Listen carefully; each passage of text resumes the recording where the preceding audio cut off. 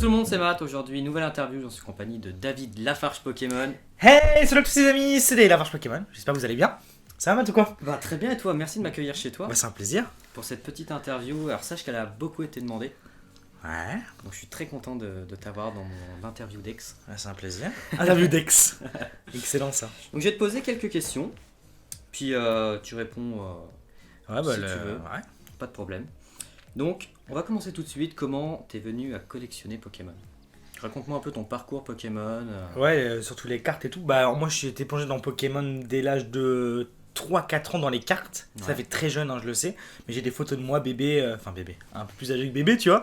Où mon père m'a acheté mes toutes premières cartes, Pokémon, etc. Où je commençais à les collectionner, jouer avec et tout. Et j'ai vraiment commencé à les mettre dans des classeurs, etc. À tomber dedans, vraiment collectionner pour de vrai, tu vois, le vrai mot collectionner, à 6-7 ans. J'ai échangé dans la cour de récré des cartes, mon père m'a acheté des paquets au bureau de tabac, machin, tout ça. Voilà comment ça a commencé. Puis les jeux vidéo, pareil, j'ai eu la Game Boy Color. Enfin, la Game Boy normale. Ouais, la Game Boy, ouais. J'ai commencé avec rouge et bleu et tout. J'étais gamin, donc bon, tu as vu, je tripotais un peu le truc. Mais vraiment, le jeu vidéo, j'ai vraiment pris conscience, joué au jeu vraiment à fond à Ruby Saphir sur Game Boy Advance. Advance, on dit. Advance, ouais. Voilà, c'est comme ça vraiment que là, c'était vraiment là, j'étais dedans, tu vois, à fond de fou. Ouais, puis après, t'as commencé tout le temps, enfin, il n'y a pas une pause. Si, il y a une énorme pause, bah, comme on en a pu en parler, c'était quand je suis rentré au collège. Ouais, Voilà, là, c'était la fin, tu vois. J'ai arrêté d'acheter des cartes, j'ai tout arrêté, peut-être à part le dessin animé, peut-être fois que je tombais devant et tout, tu vois. Mais j'ai complètement arrêté. Le seul truc que j'ai jamais arrêté, c'est les jeux vidéo. Dès qu'il y avait un jeu vidéo qui sortait, donc à l'époque quand j'étais au lycée, je crois qu'au collège, il y avait Diamant et Perle. Ouais, c'était ça. Voilà. Donc j'ai joué à fond à Diamant et Perle, c'était génial comme jeu, c'est vraiment super. Après, je suis rentré au lycée, j'ai repris les cartes Pokémon. Et puis après, bah, j'ai créé ma chaîne YouTube quand j'étais au lycée, quoi. Bah, on y vient, ta chaîne YouTube. Pourquoi créer une chaîne YouTube sur le partage Pokémon Alors, j'ai commencé en juillet 2013 sur un énorme coup de tête. Je regardais une série avec mon père, et ça c'est vrai. Je regardais une série avec mon père qui passait genre tous les jeudis, tu vois. Et ce jour-là, il y avait un match de foot. Mon père a préféré regarder le match de foot. Merci, papa, d'avoir préféré regarder le match de foot. Et du coup, j'ai dit, ok, on regarde pas la série. J'ai pris la mouche, tu vois. Je suis monté dans ma chambre. Et à l'époque, je regardais des vidéos de Dark au Feu. Puis je suivais plein de youtubeurs. Je regardais Cyprien, Monsieur le V12, plein de mecs comme ça. Et j'ai fait, vas-y, je vais créer ma chaîne YouTube. Mais j'ai juste fait une vidéo. Et le truc qui est drôle, c'est que j'arrivais pas à me mettre un pseudo sur ma chaîne YouTube. Du coup, je me suis appelé David Lafarge. C'était mon tout premier pseudo, David Lafarge. Et j'ai fait, bon, qu'est-ce que je fais? Bah, je vais montrer mes cartes, mes boosters. J'ai écrit présentation David booster et cartes Pokémon. Et j'ai filmé avec une tablette à l'époque mes cartes. Et c'était fini. J'avais même pas retenu mon mot de passe et tout. C'était juste une soirée. C'est juste une soirée. Et une semaine après, j'ai fait, bon, on va faire une autre vidéo où je présente mes cartes. Puis j'ai présenté mes cartes ex, star, mes cartes ultra rares. que t'avais pioché toi-même, c'est ça? Que j'avais pioché moi-même. À l'époque, il y avait d'ailleurs, cette vidéo est toujours disponible, hein. Les vidéos les plus vieilles en 2013, où j'avais des Rayquaza Star, toutes les cartes que j'avais chopées de booster. Et je me suis dit, allez, encore une semaine après, je vais mettre une vidéo, puis une semaine après, puis ça fait 4, 5, 6, 7 vidéos. Puis tu as pris goût. Puis j'ai pris goût, puis après, très rapidement, quand j'avais 500 abonnés, ce qui était déjà énorme à l'époque, 500 abonnés, c'est quand même beaucoup, même on se rend pas compte, mais c'est quand même beaucoup, 500 personnes. J'ai rencontré Mijirachi, qui m'avait envoyé un message sur YouTube pour qu'on se parle et tout, tu vois. Et puis bah après, c'était parti, quoi. Et du coup, à quel moment tu t'es dit, ok, ma chaîne YouTube, j'ai peut-être en vivre, ou alors il y a quelque chose à faire avec YouTube? À quel moment tu as eu ce déclic-là? Ouais, en fait, je déménageais à Paris, j'avais 10 000 abonnés et j'allais à l'école, tu vois, j'étais en école de commerce et je me suis dit, allez, j'étais sportif de niveau, du coup, j'avais pas cours l'après-midi, tu vois. Du coup, je me suis dit, autant utiliser ce temps pour essayer de faire des vidéos et voir ce que ça pourrait donner. À l'époque, je gagnais R avec YouTube, mais R. Genre, je gagnais même pas 50 balles, tu vois. Il y avait rien du tout, tu vois. Et la première année, donc je suis passé de 10 000 à 100 000 parce que je charbonnais les vidéos. Et j'ai rencontré Cyprien Squeezie qui m'a invité au restaurant par mail. Cyprien m'a envoyé un mail et il m'a dit viens, on va parler et tout, nanana. Donc j'ai assisté à un tournage de Cyprien Gaming à l'époque avec Squeezie, truc machin. On va au resto, il me dit David, je te jure que c'est vrai, j'ai une photo et tout, incroyable. Il me dit David, il faut vraiment que tu arrêtes l'école, mets-toi à fond sur YouTube, t'as quelque chose à faire. Et c'est ce qui m'a vraiment motivé à arrêter l'école et à être sur YouTube. Et à cette époque-là, même si on peut parler de chiffres, je gagnais à peu près 4 000 euros par mois avec mon statut auto-entrepreneur. D'accord. Et c'est durant cette année de 10 000 à 100 000 abonnés que j'ai vraiment pris conscience qu'il y avait quelque chose à faire avec les cartes Pokémon. J'avais réussi à créer avec un contenu de niche quelque chose qui pouvait se transmettre aux gens. Les gens prenaient goût aux élévateurs de cartes. Et puis à côté de ça, je commençais à faire des dégustations Candy-San et tout, tu vois. Et en fait, le projet qu'on avait avec Mijirachi et Elodie, c'était qu'en fait, on faisait des dégustations Candy-San, pour ramener des gens vers Pokémon. Leur dire écoutez les gars, ok on fait des dégustations, c'est grand public, mais à côté toute la semaine on ouvre des cartes, on fait des swaps Pokémon, on fait plein de trucs comme ça, venez découvrir notre passion. Et c'est comme ça qu'en fait les gens restaient, tu vois. Ok. Et du coup, t'avais vers quel âge à peu près quand tout ça s'est arrivé? Alors j'ai commencé à 16 ans, 16 ans et demi, et j'avais 17 ans, 18 ans quand j'ai commencé à gagner les premiers salaires que je t'ai dit là. Ouais. Et ouais, ça arrivait quand j'avais 18 ans. Et 18 ans. tes proches ou ta famille, qu'en pensaient Pas du qu'ils en tout, pensaient, j'étais pas du tout encouragé. Hein. Pas du tout. Non, non, non, non. Pour eux, c'était tout nouveau cette plateforme d'internet. Déjà, donc il mes y avait parents pas ils sont d'avenir. très très âgés, ils ont plus de 60 ans. Mon père a 68 ans, ma mère a 65. À l'époque, ils avaient tous ils avaient la soixantaine, ils comprenaient rien du tout. Et déjà, je vendais tout ce que j'avais, tu vois. J'économisais de l'argent pour m'acheter des paquets et tout, tu vois. Et déjà, ils trouvaient ça ridicule que je mette autant d'argent dans des cartes. Parfois, je m'achetais des petites cartes sur eBay, tu vois, des petites ex, des machins. Ils trouvaient ça ridicule. Et YouTube, je commençais à gagner 500-600 euros par mois durant l'année des 10 000 à 100 000. Et ils disaient arrête tout de suite, arrête, prends l'argent, économise pour ton permis, ton machin, fais à fond tes études et tout, fais pas ça, on veut pas que tu fasses internet et tout. Alors que c'était mon avenir, pas le leur, hein, tu vois. Mais bon. Et ils étaient pas du tout chauds. Et ils ont commencé à être chauds quand je gagnais de l'argent, quoi.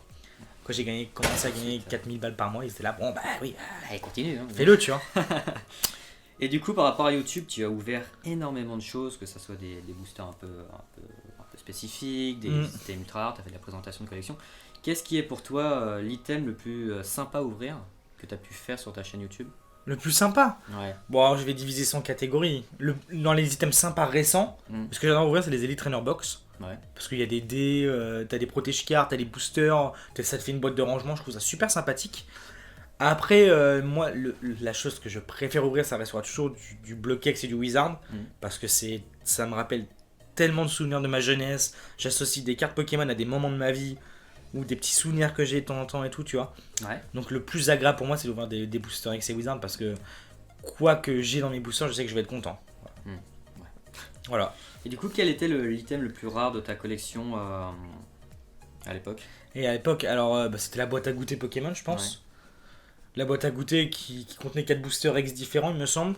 Je pourrais pas te dire lesquels, mais ouais, Ouais, j'en ai pas ouvert. Hein.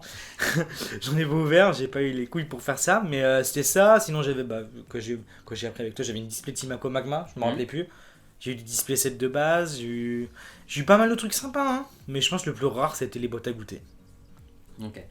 Donc, dans le milieu Pokémon, tu étais ultra connu. Et tu as eu beaucoup de contacts. J'imagine qu'on a dû te montrer des choses très rares. Je voulais savoir quelle était la chose la plus rare que tu aies jamais vue en tant que collectionneur Pokémon. Français, on reste. Tu peux faire français et US. Le truc le truc le plus rare que j'ai vu, je te l'ai dit, c'est que j'ai rencontré quelqu'un qui n'est pas du tout connu dans le milieu du business Pokémon, des ventes et échanges. Il n'est pas du tout présent sur les réseaux sociaux. C'est que j'ai vu toutes les séries Pokémon scellées en display, en plusieurs quantités. Voilà. J'ai vu. C'est beau, c'était magnifique, c'était un moment incroyable. J'ai vu tout scellé en énorme quantité, je ne dirais pas les chiffres, mais j'ai tout vu scellé en des gigantesques quantités, que ce soit display Néo à display Tempête de Sable, Rubis Saphir, Ex Rouge Chauverfeuille, enfin toute la série du bloc Wizard et Ex, j'en ai vu des tonnes de displays scellés chez quelqu'un. D'ailleurs, si tu passes par là, on sait jamais si tu me suis encore. Un grand plaisir, mec. Bravo. On sait jamais, puis abonne-toi du coup. Abonne-toi aussi. Et du coup, quel item tu désirais le plus ou que tu désires peut-être encore aujourd'hui, à l'époque ou l'item que je désirais le plus à l'époque, c'était des boosters Tempête de Sable, parce que Tempête de Sable c'était une légende, tu vois, c'était le Graal et tout. Des boosters Tempête de Sable, mais sinon le truc que je voulais absolument, mais j'en parlais pas beaucoup, c'était les premières Pokébox avec Rayquaza, Groudon et Kyogre. Ah ouais. C'était les Pokébox, ça s'appelait Pokébox légendaire ou je sais plus, un truc comme ça. Ouais, je vois très bien. Ouais. Voilà. Et c'était vraiment, vraiment ce que je voulais. Je voulais avoir les trois, mais ça coûtait beaucoup trop cher. Et puis quand ça a apparu en vente, tout le monde s'est jeté dessus et j'ai pas eu l'occasion. Mais c'était vraiment un item qui me faisait vraiment rêver d'avoir les premières Pokébox françaises, quoi. C'était vraiment, j'adorais ça. Et j'ai jamais eu, malheureusement. Et t'en as déjà. T'en as vu en plusieurs quantités ou parce que moi actuellement j'en ai vu 0. Ah non, mais moi j'en ai vu, il y en avait en vente à mon époque. Ouais. Oui, il y en a eu en vente, Bien évidemment, moi j'en ai eu des vides. J'en avais plein de vides où je mettais mes cartes et tout. Parce que les vides, tu peux les trouver en brocante et tout, mais non, j'en ai jamais vu, moi, de mes propres yeux, des Pokébox scellés de cette série-là. Non, malheureusement. Du coup, on te contactait beaucoup pour te vendre des items. Ouais. Quels ont été les items les plus rares qu'on t'a proposés? Et est-ce que tu as d'autres anecdotes par rapport à ça? Je sais que tu m'en as raconté 2-3 hors caméra. Ouais, l'item le plus rare qu'on m'a proposé, c'était une display tempête de sable scellée. D'où la photo que j'avais, mais il y a encore des photos que j'ai pas retrouvées parce qu'en fait, comme j'avais expliqué, ma carte SIM elle a 10 ans. Donc toutes les photos que j'ai sur mon portable, j'ai 29 000 photos sur mon portable. Donc toute ma vie est retracée avec des photos et donc j'ai un peu tout sur mon portable. Donc c'est une display tempête de sable qu'on m'a proposé à 30 000 euros. J'ai refusé malheureusement. Peut-être que j'aurais dû peut-être l'acheter, mais 30 000 euros ça reste quand même une énorme somme pour des cartes Pokémon, même si tu peux la revendre plus cher. C'était il y a combien de temps ça C'était 2015, c'était 2015 hein. C'était introuvable à l'époque. Mais 30 000 euros, moi non. non. Mais d'autres l'auraient fait, hein, si t'es sur tes potes et tout. Parce que même moi, maintenant, je réfléchis, je pense que c'était une bonne opération. Et après, bah, comme je t'ai dit, j'ai eu entre les mains Pikachu Illustrator. Pas moi, hein, entre les mains. On m'a fait toucher un Pikachu Illustrator. On m'a fait des échanges de display. On m'a proposé plein de trucs super cool. Hein, et je t'ai dit, parce qu'en vrai, on dit la vérité, on s'est raconté plein de trucs pendant qu'on était en train de sortir et tout. Mais il y a tellement d'anecdotes. Je sais pas. Une interview, ça suffit pas. Ça suffit pas, hein, on en a parlé pendant des heures en plus, oui, tu vois. C'est clair. Hein. Mais ouais, j'ai eu plein de trucs, on m'a proposé plein de choses farfelues. Comme je t'ai dit, bah, une anecdote, bon, bah, j'ai été. Je reçois un mail sur Facebook, enfin un message sur Facebook d'un abonné qui me dit ouais, tiens, David, j'ai des boîtes à goûter, Pokémon. Je dis, mais il est fou ce mec, il y en a même pas de photos sur Google Images. Et puis en fait, en réalité, c'était vrai. J'ai dû faire 15 heures de voiture avec mon ex-belle-mère pour aller à l'autre bout de l'Allemagne, voir un abonné qui habitait dans la montagne. Et il a acheté des boîtes à goûter Pokémon scellées en français. Et d'ailleurs, cet abonné, je regrette beaucoup parce qu'on en a reparlé, avait toutes les collections Néo neuves dans des classeurs. Avec toutes les holos, machin, etc. Je sais plus si c'était édition 2. Édition 2. Édition 2, j'ai pas fait gaffe, voilà. Et il me les proposait, je les ai pas achetés. Il me proposait je vous le dire, 1000 euros les collections complètes. Je les ai pas prises. Voilà. C'est le truc le plus fou, un des trucs les plus fous parce qu'il y en a plein, comme je t'ai dit. Mais voilà quoi. C'est un des trucs qui m'a marqué. Le plus. Tu m'étonnes. On va revenir un peu sur YouTube à l'époque où tu faisais des défis où tu découpais les cartes. Donc c'est une question qui m'a été remontée par un abonné. Alors c'était très mal vu en France, comme on a pu discuter de découper des ultras, parce qu'il y avait beaucoup de gamins qui se disent ouais, attends, il découpe des ultras, moi j'arrive même pas à avoir des cartes, etc. Est-ce que tu étais vraiment passionné par l'univers Pokémon à cette époque-là, où c'était vraiment que business ou Je pense que les gens savent, au fond d'eux, connaissent la réponse. Bien sûr que j'étais passionné. Tu peux pas nier que David Lafarge n'était pas passionné de Pokémon. C'est impossible d'affirmer ça parce que j'ouvrais des Booster X Wizard où parfois je pleurais en vidéo. C'était pas de l'acting, mais j'avais des larmes aux yeux de certains moments de ma vie que je dévoilais aux gens. Même j'adorais collectionner des trucs récents et tout, tu vois, c'était vraiment de la passion. Je mettais sous classeur. La preuve, je faisais des vidéos de ma collection. Je veux dire, la preuve que j'étais passionné, c'est que j'avais une énorme collection de cartes Pokémon. En dehors des vidéos, je faisais aussi des vidéos de temps en temps, je monte ma collection et tout. Il n'y aurait jamais eu ces vidéos-là. T'aurais eu un site de vente David Lafarge Pokémon Shop où je vendais toutes mes cartes, tous mes objets. Oui, là on aurait pu dire peut-être que j'étais pas passionné, et encore. Mais non, j'étais vraiment passionné. Et le truc du coupe ou découpe pas la carte ultra rare, c'est un concept, une nouvelle fois je me répète, que j'ai copié des Américains. Et une nouvelle fois, peut-être que tu pourras mettre un screen. Des dates de sortie de mon premier coupe et découpe pas ma carte ultra rare et le premier américain, mais il y a au moins 1 an d'écart. Parce que ce concept cartonnait aux États-Unis. Ça cartonnait. Tout le monde adorait ça.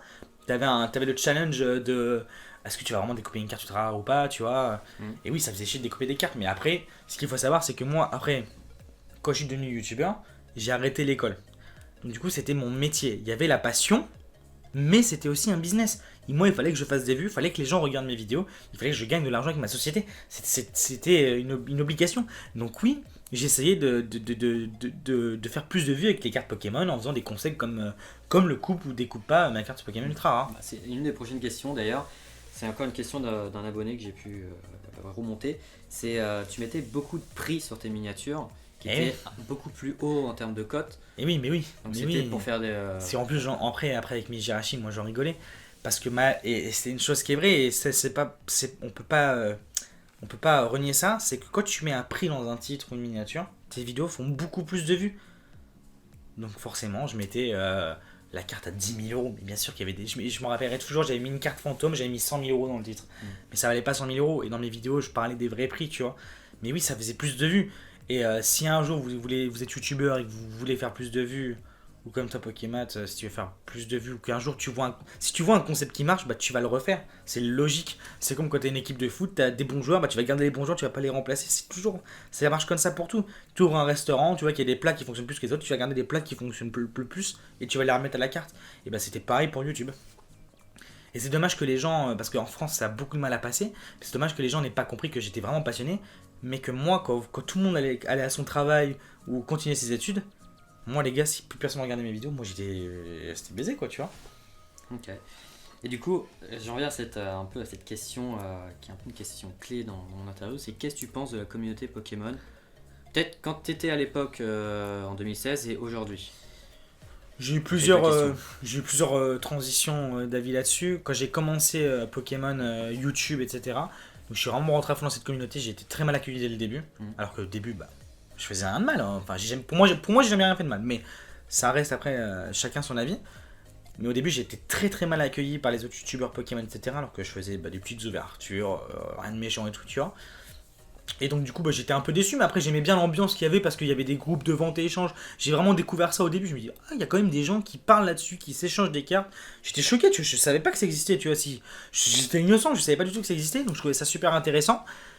Après quand je suis devenu un peu connu, j'ai été très rejeté par la communauté des cartes Pokémon.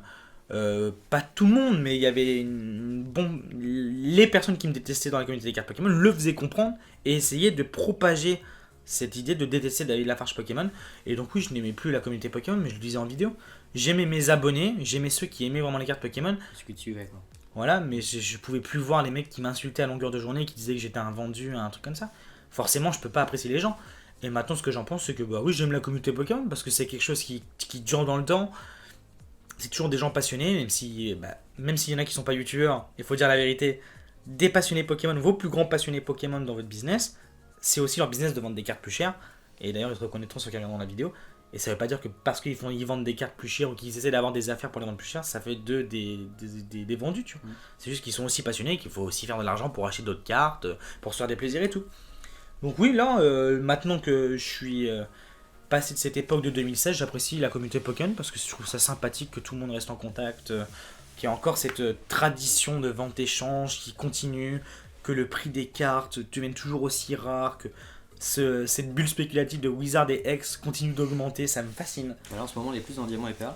Voilà, c'est diamant et perles, et puis il y a un jour, les boosters à Gold Soul Silver vendront 100 balles, et un jour, dans peut-être 15 ans, un booster XY vaudra 100 balles. Si on continue comme ça, bah oui. C'est pas. Et du coup, par rapport à cette communauté Pokémon, qu'est-ce que tu as pu apporter? Mais ça, c'est une question très hautaine parce que je peux pas dire moi ce que j'ai apporté. C'est pas à moi de répondre à cette question. Normalement, c'est aux gens de répondre. Qu'est-ce que David Lafarge a apporté? Je vais répondre. Ouais, vas-y. Allez, let's go. Je vais répondre à ma propre question. Qu'est-ce que David Lafarge a apporté? Pardon. David Lafarge a apporté de la visibilité sur les cartes Pokémon. Donc en 2016, comme je suis speaker caméra, je sortais du lycée, j'allais en BTS et je collectionnais Pokémon. J'ai gardé toute ma collection, comme je le dis souvent en vidéo. Et de voir que quelqu'un de mon âge s'assumait avec Pokémon, je me suis dit, ok, le mec à mon âge il s'assume, je fais pourquoi je fais pas pareil. Et du coup c'est là où je me suis replongé un peu, et je pense que je le vois dans certains commentaires sur les posts Facebook où on en a discuté aussi hors caméra, il y a beaucoup de gens qui soutiennent en disant, on peut dire ce qu'on veut de David, mais il a quand même rapporté beaucoup de monde dans la communauté Pokémon, avec la visibilité qu'il a pu faire. Puis après, il y a aussi XY12, XY Evolution, qui a ramené pas mal de monde avec le set de base de réédition. Et donc en fait, je réponds à ma propre question. Ouais, parce que moi, après, moi j'ai mon avis là-dessus, mais bon. Et toi, qu'est-ce que tu penses de ça? Des gens qui se disent, je suis revenu, j'ai repris Pokémon peut-être grâce à David Lafarge. C'est une énorme fierté. Moi, mon but, c'était de vivre ma passion, mais avant tout, et c'est ce que je disais dans mes vidéos et à tout le monde, c'était de partager cette passion et essayer de la transmettre. Moi, j'étais heureux de voir qu'il y avait de plus en plus de gens qui achetaient des cartes, qui collectionnaient, mais ça me faisait extrêmement plaisir, vraiment. J'étais super content, j'arrivais à transmettre ma passion. À la base, YouTube, c'était transmettre une passion. Maintenant, c'est plus du tout ça, mais à mon époque, c'était transmettre sa passion. C'était incroyable, j'avais réussi mon objectif, c'était un goal de vie incroyable. J'arrivais à transmettre une passion qui était de collectionner des cartes Pokémon. C'est incroyable. Et j'en suis très fier et ça m'a rendu très très heureux. Ça m'a rendu très très heureux de voir qu'il y avait plein d'enfants qui se mettent à collectionner ça, même des adultes qui retombaient là-dedans. J'ai reçu des milliers de messages de mecs qui redécouvraient ça, la nostalgie, tout ça. Et j'en suis très fier, ouais. Alors aujourd'hui, malgré tous les soucis que tu as pu avoir pendant 2 ans, tu es revenu sur YouTube l'année dernière et tu as changé un petit peu ton format. Tu t'es diversifié avec du Fortnite et du Yu-Gi-Oh! Comment ta communauté a accueilli ce changement, ce nouveau David Lafarge? Alors moi, en fait, j'avais pas arrêté YouTube, c'est que je n'ai pas pu faire YouTube. C'était pas volontaire d'arrêter YouTube, c'est que je ne pouvais pas, comme je te dis les détails et tout, je ne pouvais pas continuer YouTube. Je n'avais pas la possibilité de le continuer. Je suis revenu en faisant des streams sur Fortnite parce que c'était pas pour le buzz, parce que j'avais pas besoin de buzz, juste que je kiffais le jeu, comme d'ailleurs on joue de temps en temps ensemble d'ailleurs. Je joue encore, tu vois. Après, j'ai eu l'occasion et l'opportunité de signer un gros contrat avec Konami pour ouvrir les cartes Yu-Gi-Oh! Sachant que moi j'avais déjà une collection de cartes Yu-Gi-Oh! Que j'avais déjà présentée en vidéo et je regardais les dessins animés, j'avais tout suivi. Je me dis, bon bah les gars, go, Pokémon Company ne veut pas travailler avec moi. Tu m'as spoilé une prochaine question. D'ailleurs, Pokémon Company travaillait avec personne à l'époque. Et j'ai fait, bon bah cool, bah ouais, go, direct en fait. Je vais gagner de l'argent en ouvrant des choses qui me font plaisir. C'est dans un milieu que je connais, Yu-Gi-Oh! Je connais très bien. Donc j'ai fait, bah vas-y, go, donc je vais mettre du Yu-Gi-Oh! Et après YouTube, ça a été très difficile de s'y remettre parce que j'avais perdu le feed, j'avais perdu l'envie, j'avais perdu plein de choses avec toutes les vraies. Toi, tu connais les galères que j'ai eues, t'as appris un peu plus de détails là-dessus. Ça a été très difficile et pour moi, j'ai vraiment repris YouTube, vraiment pour de vrai, en août 2019. Pour moi, c'est ma vraie reprise de YouTube où je sors des vidéos, pas quotidiennement, mais 3 ou 4 par semaine, où je recommence à faire les displays, les méga ouvertures, les Elite Trainer Box, d'ouvrir des boosters rétro. Voilà. Et bientôt des boosters faits main. Tu vas être la première personne. Lui qui cale son grenat comme ça. La petite première personne avec qui je vais faire les cartes fait main, ça fait plaisir, j'ai hâte. Bah, moi aussi. Et du coup, quels sont tes futurs projets pour ta chaîne YouTube 2.0, si on peut dire? Bah, ça serait toujours. Je veux toujours continuer les cartes Pokémon parce que ça restera toujours ma passion, même si aujourd'hui c'est un peu dégradé malheureusement parce que j'ai été obligé, et je dis bien obligé, de vendre ma collection de cartes Pokémon. C'était le plus. Actuellement, c'est le truc qui m'a le plus brisé le cœur. Il m'arrive des trucs très graves pendant ces deux dernières années. Le truc qui m'a le plus brisé le cœur, c'est de vendre ma collection de cartes Pokémon. Parce que chaque carte, chaque objet avait une histoire de comment je les avais eues, de où, comment, de pourquoi j'aimais cette carte, pourquoi j'avais cet item, pourquoi, machin. Et ça m'a vraiment brisé le cœur de vendre tous ces trucs-là. Que ce soit la carte Pikachu en or, que j'ai vendu d'ailleurs à un de tes collègues et tout, ou d'autres trucs, ça m'a brisé. Donc ça m'a un peu enlevé ce côté passion parce que j'ai plus trop l'objectif de refaire une collection. Parce que la collection, je l'avais. Et je me vois pas recommencer à zéro en réalité. Et de remettre 10 fois plus les prix des cartes que j'ai achetées à l'époque, tu vois. Du coup, tu viens de me spoiler aussi ma prochaine question. Donc, est-ce que tu vas te remettre dans la collection rétro avec du Booster X, Wizard? Alors, le scellé, pourquoi pas, comme je t'ai dit, d'ailleurs, on était sur ebay.com hier et je me suis chauffé et j'ai vu des trucs. Mais oui, ça me plairait. Ça me plairait de revoir quelques boosters. D'ailleurs, j'en ai quelques-uns là où que j'ai pu te montrer. J'ai un booster set de base scellé et tout. Ça me plaît de collectionner le scellé. Oui, j'aimerais bien m'y remettre. Mais pour ça, il faut des sous. Et est-ce que j'ai des sous? J'en gagne, mais j'en ai pas beaucoup en réalité. Et donc, c'est très compliqué. Mais un jour, si vraiment ma vie redevient stable et que je peux me permettre de dire allez, David, je vais passer comme à l'époque, parce qu'à l'époque, je passais des heures à chercher des affaires sur Le Bon Coin, ebay.com, sur plein de sites. Ouais, ça me plairait. Franchement, ça me plairait. Pas la collection de cartes, parce que pour moi, d'ailleurs, je vais dire la vérité, je pense que j'avais Wizard à 95% en neuf. Et Bloqué, je l'avais peut-être à 80%, il manquait juste des stars et des trucs. Je me vois pas recommencer à zéro parce que pour moi je l'ai fait. J'aimerais bien les avoir sous la main, mais aujourd'hui ça me paraît impossible de recommencer Néo, par exemple, juste Néo, les 4 séries Néo, en français, en édition 1, 9, ça me paraît impossible. Ça me paraît impossible. À moins de gagner à l'euro million, et encore, il n'y a pas toutes les cartes qui sont disponibles à la vente. Je sais, je suis en plein dedans. Voilà, tu vois. Ça me paraît impossible. Donc pour moi, je l'ai fait. J'ai réussi à le faire. J'ai eu cette collection des années devant les yeux. J'en ai profité. Parfois avec Mijirachi le soir, même si tout ça on le disait pas, on le montrait pas. Et ben on allait dans ma salle, on regardait les cartes, parfois on se faisait même un petit kiff, on ouvrait des boosters Aquapolis, on se faisait des petits kiffs, tu vois. Et moi j'allais souvent dans ma salle de collection, je regardais mes trucs, tiens, c'est super cool, tu vois. D'ailleurs, avec les boosters Aquapolis que tu me parlais en vidéo, à l'époque ça coûtait 7 balles, des trucs comme ça. Mais oui. En termes de prix à l'époque, par exemple, combien t'achetais tes boosters X, combien t'achetais tes boosters Wizard. Voilà, et là, une nouvelle fois. Pour qu'on montre aujourd'hui que entre 2015 et 2019-2020, il y a eu une énorme croissance. Mais 2011 à 2015 et 2015 à 2020, c'est. Oui, pas 2011. Moi, à l'époque où j'achetais mes boosters X, mes premiers boosters X c'était en 2014. Alors, c'était à tout sous d'époque, tes collègues à toi en fait, tu vois. J'achetais ça, il y avait c'était 15 euros, 20 euros, 25 euros grand max. Les plus chers c'était l'expédition Dracofeu, 30 euros peut-être. Les boosters Neo coûtaient pas très cher. Les boosters Team Aqua Magma c'était 8 euros il me semble à l'époque, tu vois. Les sets de base ça se vendait 10 balles. C'était. La bonne époque. Ouais, la belle époque, ouais. Bah, peut-être qu'aujourd'hui c'est la belle époque et que dans 10 ans un set de base ça vaudra 1000 euros. Donc peut-être qu'aujourd'hui c'est la belle époque aussi, tu vois. Mais ouais. C'était incroyable les prix comment ils ont augmenté. C'est incroyable, franchement c'est une bulle spéculative incroyable. Et du coup, est-ce que tu as encore contact avec tes anciens fournisseurs aujourd'hui ?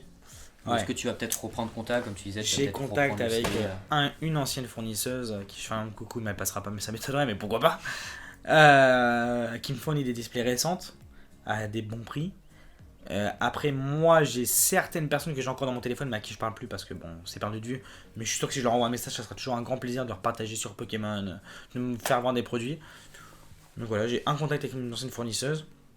Et après, quelques personnes que j'ai encore dans mon répertoire, que je suis sûr qu'ils sont très contents d'avoir un SMS de ma part pour parler Pokémon. Pourquoi pas vendre, acheter des cartes, quoi. Ça marche.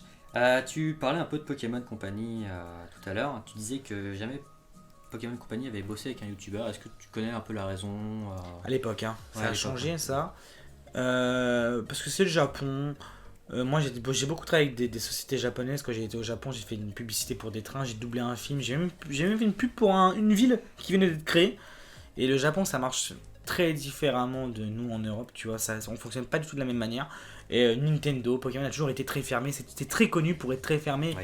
Et c'est pas forcément négatif d'ailleurs, hein, mais donc voilà, c'est très connu pour être comme ça. Voilà. Et maintenant je vois que ça a évolué, c'est cool que certains youtubeurs Pokémon arrivent à avoir des boosters gratuits de la part de Pokémon Company. Je trouve ça super parce que moi c'était un rêve à l'époque d'en avoir gratuitement, même si maintenant je fais partie des seuls qui n'en ont pas. Bon pourquoi pas, mais puis même quand je vois qu'il y a d'autres trucs qui c'est super cool. À l'époque j'avais eu l'honneur d'être l'égérie de Pokémon Go en France, dans les plus grands centres commerciaux de France, d'être payé pour jouer à Pokémon Go et tout, c'était incroyable. C'était un rêve. Et Pokémon Company n'a pas suivi pour des raisons que vous ne connaissez pas, que les journalistes disent des bêtises, parce que comme je t'ai dit, personne ne connaît les vraies raisons, sauf moi. Je la connais mais je le dirai pas en vidéo. Mais c'est pas parce que j'étais un youtubeur cancer ou que j'avais une mauvaise image ou une bonne image ou ce que tu veux. C'est très différent de ça. Mais je peux pas en parler en vidéo. Il n'y a aucun problème. On arrive dans les dernières questions. Ouais. Avec une question que je pose à chaque interview. Que penses-tu de PCA ? PCA, au moins pour vous dire la vérité, avant, je vais parler du tout début, moi j'étais contre PCA. Parce que pour moi, PSA était le seul truc officiel qui existait et tu peux pas créer une société et avoir une street cred de dire ok les gars, je note vos cartes. Pour moi, tu ne peux pas arriver mais n'importe où, ça aurait été n'importe quoi. Hein. Tu ne peux pas arriver comme ça et dire ok, moi, je vais vous noter vos cartes. Mais t'es qui ? D'où tu sors ? Pourquoi ? D'où machin ? Explique. Il n'y avait pas assez de justification et tout. Après, j'ai été contacté pour faire une publicité pour PCA. D'ailleurs, je peux vous dire le prix. Moi, j'ai pas de mal à parler de ça. C'était 4000 €. Il me semble, comme je te disais, aux alentours des 4000 € pour faire une vidéo sur PCA. Et d'ailleurs, je n'ai jamais été payé. Est-ce que PCA a payé la société qui devait me payer ? Je sais pas, mais je n'ai jamais été payé, j'ai grave le seum. Et donc, j'ai rencontré les gens de chez PCA. Oui, PCA, oui, c'est PCA. Et ce que j'en pense, moi je préférerais toujours PSA à PCA, ça c'est clair et net. Après, pour moi, c'était pas une mauvaise démarche de créer un truc en France comme PCA, parce que c'est quand même sympa de pouvoir protéger ses cartes. Après les faire graduer, mon vrai avis, c'est que ça n'a aucune valeur. Ça n'a aucune plus-value de dire, ok, j'envoie mon Dracofeu 7 de base à PCA, il est noté 25 sur 25. Ça fait pas augmenter le prix, ça fait pas augmenter sa rareté, pour moi. Par contre, envoyer son Dracofeu 7 de base à PSA, avoir un 10 sur 10, j'aime mine, touchez pas quoi. Là oui, c'est une vraie plus-value. Là oui, t'as une vraie carte qui est neuve. Ça, c'est mon avis à moi. C'est peut-être très sévère, mais c'est ce que je pense sincèrement. Mais la démarche n'était pas négative. Et je pense sincèrement que d'ailleurs, il y a une place à prendre sur ce marché en France, de créer une société de notation de cartes, mais pas que de cartes Pokémon. Je pense qu'il faut le faire avec plein d'objets de collection et avoir des vrais spécialistes, des vraies personnes qui ont 15 ou 20 ans de street cred dans le métier, dans les affaires, des gens reconnus par toutes les communautés Pokémon, tous les forums, les pages Facebook et tout, de dire voilà, nous, oui, ce mec-là, s'il note nos cartes, on a confiance en lui parce que c'est un mec qui a une collection énorme, qui est toujours présent depuis 15 ans dans les cartes Pokémon, qui est là, qui est partout, qui sait combien vaut une carte, il sait les noter, il est... Voilà. Là, pour moi, il y a un créneau à prendre, tu vois. Ok. Voilà. Ça marche. On va arriver dans les 2 petites dernières questions. C'est des questions un peu plus cool, parce que là, je pense que tu as répondu à plein de petites questions très sympathiques. Ouais, vas-y. Moi, franchement, il y a tout me va, hein, franchement. Tout te va. Je suis en plus, je vous réponds le plus sincèrement possible et voilà, quoi. Donc, ça se ressent. Du coup, est-ce que tu regardes un peu d'autres youtubeurs Pokémon? On va rester plutôt dans le Pokémon. À l'époque où j'étais vraiment à fond sur YouTube en 2016, 2015 et tout, je regardais tout le monde. Même ceux qui me détestaient, hein, même ceux que je n'aimais pas forcément. Je regardais vraiment tout le monde, je regardais tout ce qui se faisait. Même je tapais ouverture de cartes Pokémon. Et je faisais dernière date de mise en ligne pour voir tous les gens qui sortaient des vidéos de cartes, voir un petit peu s'il y avait des nouveaux youtubeurs, etc. Et maintenant, en 2020, je ne regarde plus du tout des youtubeurs, sauf parfois pour dire la vérité, tous sous d'époque, que j'ai regardé parce qu'il ouvrait des boosters X et Wizard. Et d'ailleurs, si tu regardes cette vidéo, Teddy, bravo, parce que c'est cool ce que tu fais, d'ouvrir des boosters X et Wizard. J'ai vu que tu avais ouvert une display Aquapolis, si je dis pas de bêtises, exactement. Il faut avoir une sacrée paire de couilles pour faire ça, et c'est beau. Et puis c'est toujours même un plaisir, même si les boosters sont pesés ou pas pesés, c'est toujours un plaisir de voir un mec ouvre des boosters Wizard et X. À l'heure actuelle, c'est devenu très compliqué, c'est un luxe de pouvoir se dire ok, tu veux m'ouvrir un booster X. C'est un luxe, hein, clairement, en gros. Au lieu d'ouvrir un booster X, tu peux partir au ski, quoi, tu vois. C'est ça que je veux dire. Je t'avais pas dit hors caméra, mais du coup, je le dis en vidéo. On a fait une petite rencontre avec les admins du groupe. J'ai pu dire, on fait des rencontres de temps en temps. On a ouvert trois boosters Gardiens du Pouvoir qui étaient légers. Et c'était très cool. C'est la première fois depuis 10 ans, super, 13 ans que j'ouvrais du X. Ah ouais? Ouais, j'ai jamais ouvert du X depuis la fin du bloc X, quoi. Ouais. Et c'était un plaisir, et du coup j'ai connu cette sensation que mon avis t'as dû connaître, que Teddy a dû connaître. C'est incroyable. Et dire putain, t'es là avec les cartes et putain, ouais, faut pas... c'est trop ça, c'est trop ça. C'était excellent comme aventure, donc je pense que Bouka, tu regarderas cette vidéo, j'espère. Merci pour avoir partagé tes 3 boosters. Ça sortira d'ailleurs bientôt sur la chaîne. Incroyable ça. Je les ai filmés. Incroyable. Et j'ai une dernière question. Si tu avais un message à faire passer aux nouveaux collectionneurs qui arrivent dans le milieu, quel conseil tu pourrais donner, que ça soit sur YouTube ou non, hein. J'ai ça et un autre message après. Ouais. Je sais pas, on en a pas parlé. Surprise. Un message pour le nouveau collectionneur. Avant tout, faites-vous plaisir. Fixez-vous un budget. C'est très important de se fixer un budget parce que ça peut monter très très haut à la fin du mois d'acheter des cartes par-ci par-là. Peut-être si vous voulez collectionner les rétros, parce que généralement c'est ce que les gens veulent, collectionner les rétros, fixez-vous peut-être pas tout le rétro, mais une série en particulier, comme ça vous avancez à fond sur une seule série. Essayez de faire des affaires, allez sur le bon coin, n'allez pas tout de suite sur eBay, à prendre la carte que vous voyez directement devant vos yeux. Non, comparez, attendez, ne sautez pas sur la première occasion. Attendez, patientez, et un jour vous ferez une petite bonne affaire sur la carte que vous voulez. Voilà, c'est à peu près les seuls conseils que j'ai à donner. Après, achetez des matériaux de protection. Hein. Pour moi, protège-cartes, classeur, top-loader, qui sert à protéger vos cartes, c'est très important. Et avant tout le plaisir. Et voilà quoi. Je sais pas forcément beaucoup de donner un conseil. C'est très bien. Voilà, j'ai pas plus de choses à dire, à part vraiment faire attention et vraiment checker. Pas tout de suite tomber sur la carte si vous la voyez, pas tout de suite l'acheter, attendre parce qu'il y a toujours des bonnes affaires qui peuvent arriver. Puis aller sur les groupes Facebook, il y a des gens très sympas comme Pokémon d'ailleurs, avec qui vous pourrez faire des échanges, parfois des gens qui ont des cartes en double, ou voilà, tu vois.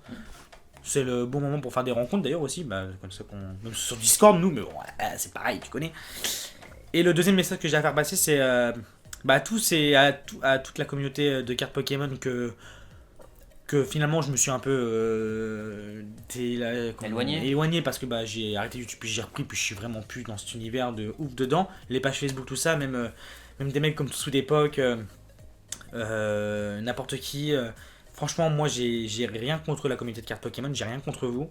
Moi, j'ai rasé le passé. Et aujourd'hui, ça serait toujours un plaisir de rencontrer certaines personnes d'entre vous, des collectionneurs, etc. Et de parler, d'avoir des anecdotes, etc. Sachez que voilà, ça serait un énorme plaisir.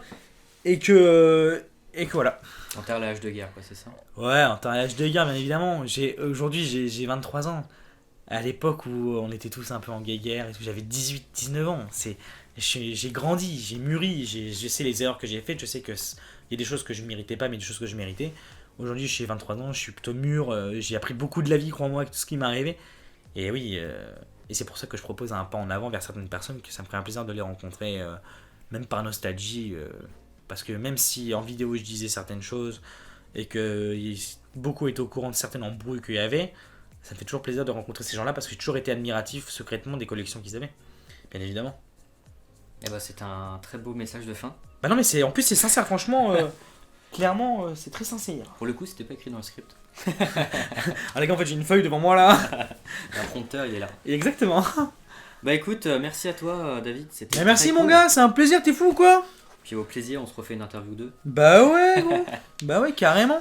Et bah du coup, n'hésitez pas à vous abonner à la chaîne de David, mais bon, je pense que... N'hésitez pas à laisser le petit pouce bleu les gars, le petit pouce bleu, les petits commentaires, Et partagez. où est-ce qu'on peut te retrouver autre part que ta chaîne sur Discord? Bah ouais, sur Discord, bah, le Discord est plutôt sympa en plus. Ouais, j'ai un Discord, bon bah c'est surtout pour jouer à Fortnite et tout, mais on a quand même des catégories Pokémon et tout. On partage du Pokémon Go, des ventes et des cartes, des réceptions de cartes Pokémon et tout. Et puis pourquoi pas, si dans un an, dans ma vie ça va mieux, pourquoi pas recréer ou être dans les pages Facebook et être à fond là-dedans. Ça marche. Seul l'avenir nous le dira. C'est ça. Bon bah écoutez, merci beaucoup d'avoir suivi cette interview. Ouais. C'était Matt. Merci David, à toi. Merci Et à toi. puis, mec.